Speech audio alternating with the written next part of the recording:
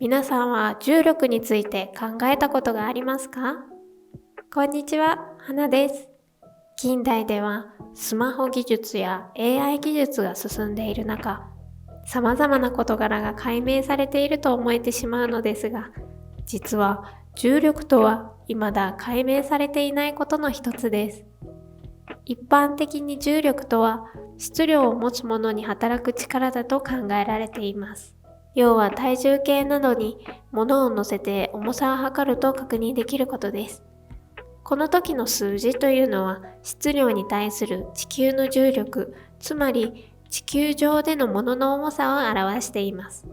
このような重力の力は一見理解しやすく単純なもののように感じますが、重量というのは非常に謎めいた存在なのです。今回は重力という不思議な力について、その歴史と謎に迫ってみますね。重力について考えるということは、遡ること2300年前、時は紀元前300年です。古代ギリシャの哲学者であるアリストテレスは、物体が落下するのは地球の中心に帰ろうとする特性があるからだと考えていました。アリストテレスは、この世のすべての物質は、火、空気、水、土の4つの元素からできている。石が下へ落ちるのは、石にとって心地がいい地球の中心に向かうためだと考えたのです。地球が石を引っ張っているとは考えていなかったのです。また、物体が落下する速度は、物体が重たいほど速くなり、重さと速さは比例すると考えていたのです。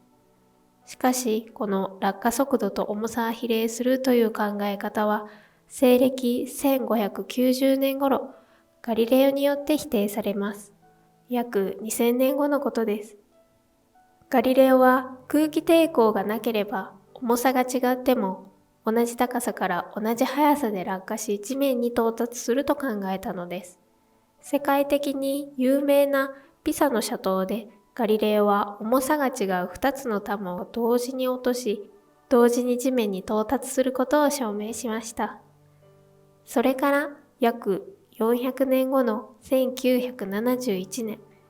アポロ15号で月面に降り立った宇宙飛行士デイビッド・スコットが同じ実験をしました。空気抵抗のない月面でハンマーと羽を同時に落とすという実験を行い、ガリレオの説は見事に実証されました。ガリレオは他にも多くの実験を行っており、その中でも斜面や水平面で球体を転がす実験をたくさん行いました。水平で球体を転がすと速度は一定なことに気づき、外的な力が加えられていない限り運動している物体の速度は不変に保たれることを発見していました。現在、物理学でいうところの慣性の法則にガリレオの考えは届いていました。しかし、ガリレオは宇宙では別の法則が働いていて、自分の考えは地球上でのみ通用すると考えていました。この時から宇宙のことを考えていたんですね。そして時が進んで、西暦1665年に革命的な発見がありました。地上でも宇宙でもすべてのものを一つの公式で表すことができることを発見しました。そうです。アイザック・ニュートンが発見した万有引力の法則です。万有引力の法則とは、その名の通り、すべてのものが互いに引き合う力、引力を持っているという法則です。力の大きさは質量に比例して距離の2乗に反比例します。質量ラージ M の物体と質量スモール m の物体が距離 r だけ離れているとき、2つの物体の間に働く力の大きさ F は F イコール G×R の2乗分のラージ M スモール m です。この式は非常にシンプルで、地上の物体だけでなく、月や惑星などの天体の運動も正確に説明することができたのです。難しいですね。もう少しわかりやすく言うと、例えば2つのボールを並べると互いの重力で引き合っているということです。しかし、ボール同士の重力は非常に小さいので、日常生活で全ての物体同士が重力で引き合っていると感じることができないのです。では、この物体が地球サイズと考えるとどうなるでしょうか。地球の表面にいる我々は一定の重力を感じることができます。そして地球の重力は月に影響を与えています。さらに地球の約30万倍の質量を持つ太陽は重力によって水星、金星、地球、火星、木星、土星、天王星、海王星の8つ惑星に影響を与えています。太陽は 1.6 光年先の1兆個の大小の天体をつなぎ止めて太陽系を形成しています。太陽の重力がものすごいということがわかります。ここで一つ、万有引力の法則の正確さが世界に広まった歴史的大ニュースを見てみましょう。西暦1846年、ベルリン天文台で海王星が発見されたことです。以前から地球や火星木星やその他の惑星が太陽の周りを公転していることは天体観測によって分かっていました。しかし、どうして各惑星がその周期で公転するかを説明できませんでした。そこで天文学者たちが万有引力の法則を使って各惑星の公転軌道を計算しました。なんとその計算結果と観測結果とが一致しました。この成果のおかげで万有引力の法則が脚光を浴びたのです。しかしながら一つ問題が発生しました。太陽系の一番外側を回っている天王星だけが万有引力の法則による計算結果と観測結果がずれていたのです。そして脚光を浴びていた万有引力の法則への信頼が揺らぎ始めたのです。そこで天文学者たちは天王星の動きをさらに詳しく解析して万有引力の法則と比較しました。すると天王星の軌道の計算のズレの原因の仮説を立てました。それは天王星の近くにある巨大な重力が原因だということです。そこから観測された天王星の挙動と万有引力の法則を使って重力源の位置を割り出しました。その位置を観測した結果、海王星が発見されたのでした。この瞬間まさに万有引力の法則は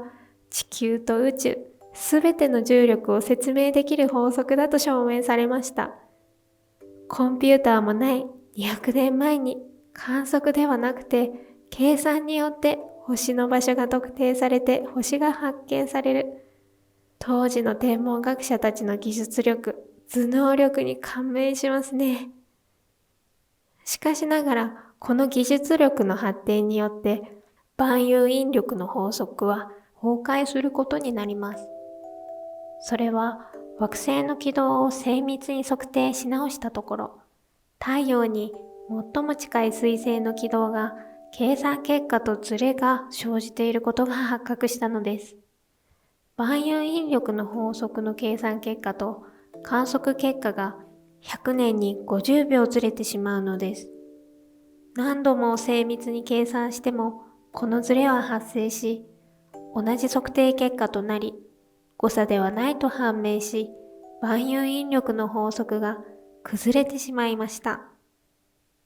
100年に50秒のズレを計算できる、そのわずかなズレも許さないという天文学者たちのレベルの高さを感じます。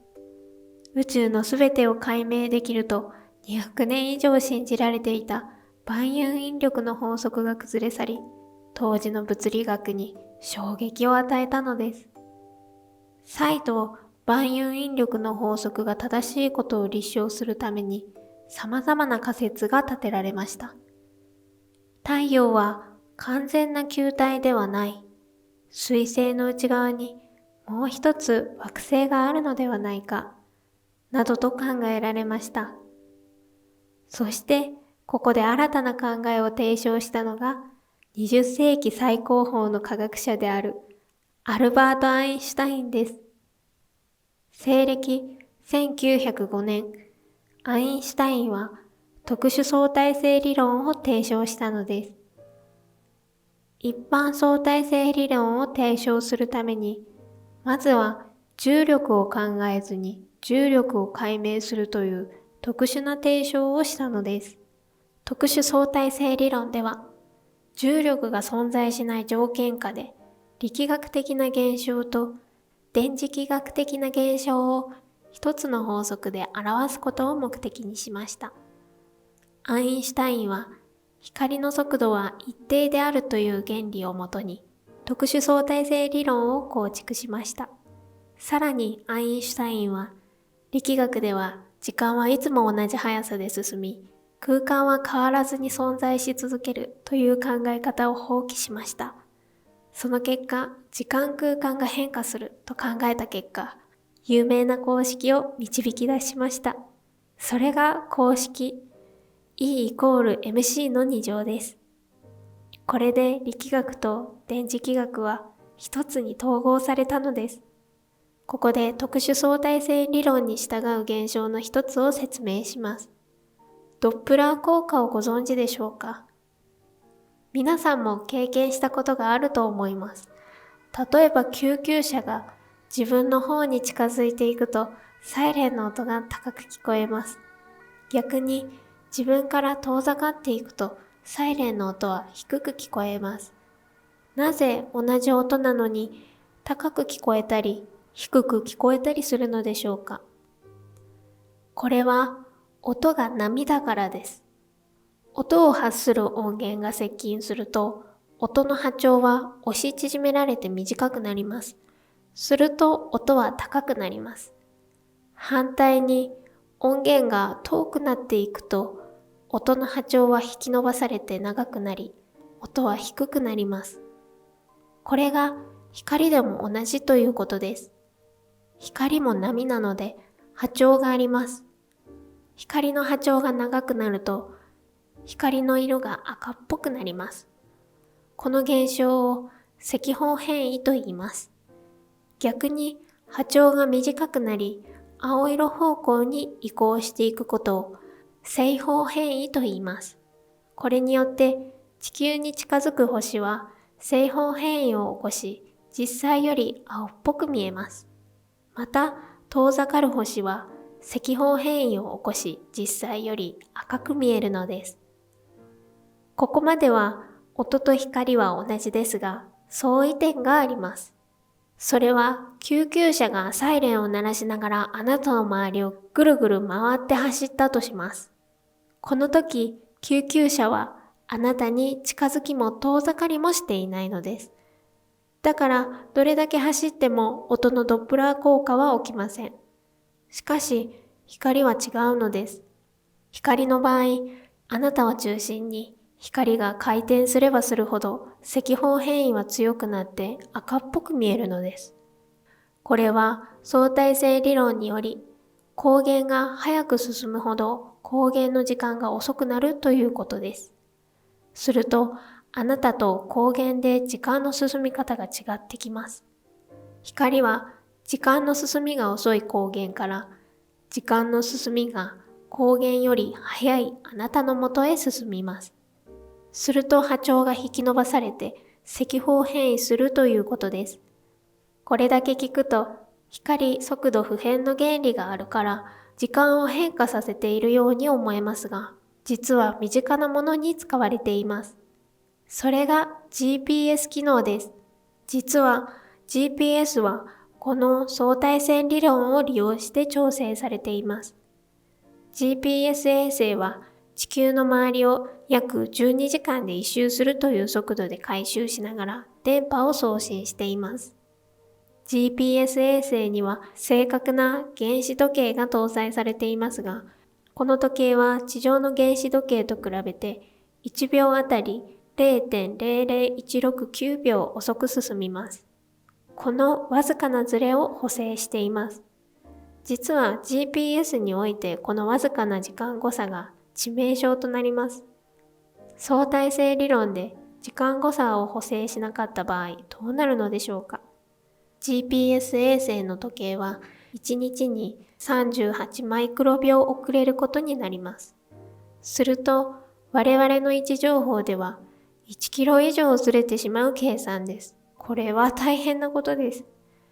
アインシュタインの特殊相対性理論が毎日使うスマホや車などの GPS 機能に使われていると聞くと身近に感じてきますね。アインシュタインの研究結果はまだまだ続きます。次に、アインシュタインは特殊相対性理論に重力を組み込み、一般相対性理論を提唱します。アインシュタインはある疑問にたどり着きました。高いところから飛び降りるとき、飛んでいる間は重力を感じないのではないかということです。実際には飛び降りているので自由落下をしています。しかし、この状態は無重力状態と同じではないかということです。例えば、国際宇宙ステーションでの映像を思い出してください。宇宙飛行士たちは無重力のように浮遊しているように見える映像を見たことがあると思います。しかしながら、実は宇宙ステーションは常に地球に向かって落下しています。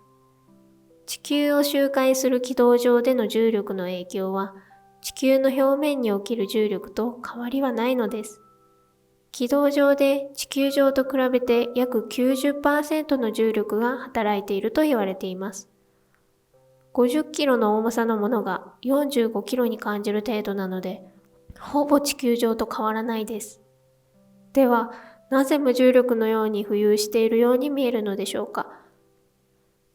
宇宙飛行士たちが浮遊しているように見えるのは、すべてのものが真空の中で同時に落下しており、その中で国際宇宙ステーションは落下しながらも地球の引力によって秒速 28,000km の速度で移動しています。外向きに引っ張られる遠心力が発生して、地球に引っ張られる重力と遠心力が釣り合っているからです。そのため地球に墜落せずに地球の表面を回り続けることができて無重力状態と言えます。この時の自由落下が無重力と同じということは物体の速度が重力と同じということと考えられます。アインシュタインは重力は加速と同じと考えました。そして特殊相対性理論に重力を組み込み、一般相対性理論を完成させました。重力は加速と同じように考えることができるので、重力は時間空間を歪ませるということにつながります。このことでようやく万有引力の法則の問題を解決できます。水星の公転周期の計算結果のズレです。水星は太陽に近いため、太陽の重力に強く引きつけられます。公転が速くなると、GPS 衛星と同じように水星の時空は歪められることになり、万有引力の法則では計算が合わなかったのです。一般相対性理論で水星の公転軌道を計算すると、計算結果は観測結果と一致しました。アインシュタインは100年以上前に従来の物理学で常識とされていた時間と空間が絶対的なものという概念を覆しました。そしてその恩恵を現在の我々は日常生活で受けているのです。アインシュタインはこのように重力を完全に解明しているように見えるかもしれませんが、一部の現象を説明するには量子力学が必要だと言われております。ここまで見てきたように、まだまだ重力は限りないほど謎に包まれた力です。一般相対性理論は現在最も優れた理論とされていますが、未だに証明されておらず、量子力学との兼ね合いや弱点も発見されつつあります。重力について全てがわかるのはいつのことでしょうか。宇宙にはまだまだ謎がたくさんあります。このチャンネルでは宇宙や科学の神秘をお届けしていきます。ぜひ高評価とチャンネル登録をお願いします。